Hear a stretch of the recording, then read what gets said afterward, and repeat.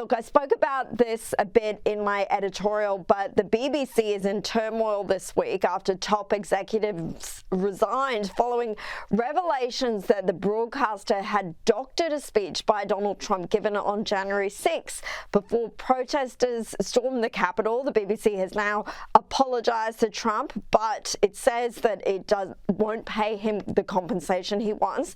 Brianna, you've written a piece this week on The Federalist about this whole saga and why maybe some of the same detractors in the US should follow suit. What did you say?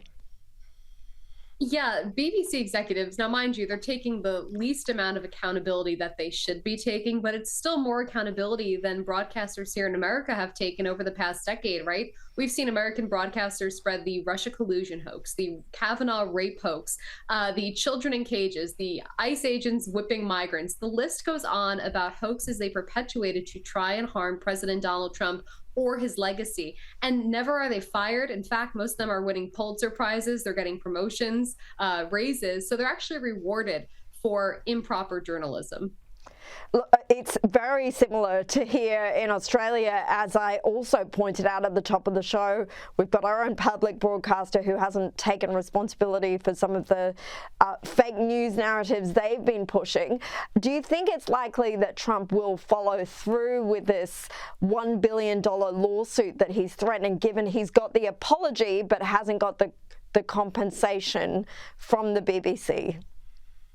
I would like to see him do it. I think these left-wing progressive media outlets, and the BBC is, kind of equivalent to our NPR or PBS, but it really toes the line of being the progressive wing of the media over there. And I think there needs to be accountability. They can't just get away with this defamation and this slanderous actions and think that they can just say, oh, sorry, my bad, we're not going to do it again. That's not enough because they've done it for so long. So I hope he goes forward with it. Yeah, it would certainly send a very strong message to the rest of the media, wouldn't it? Look, speaking of lefty media, take a look here at CNN host Abby Phillips and what she has to say about dealing with conservatives. Conservatives are living in a completely different information world than liberals. And breaking that down needs to be done.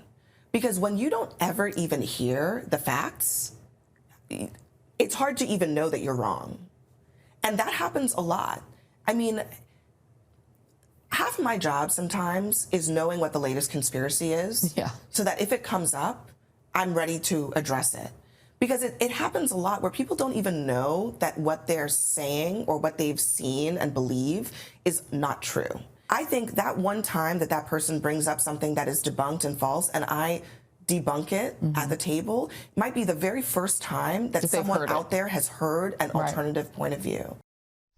This seems very condescending, but Brianna, you've appeared on CNN many times with Abby Phillips as a host. What do you make of her comments here?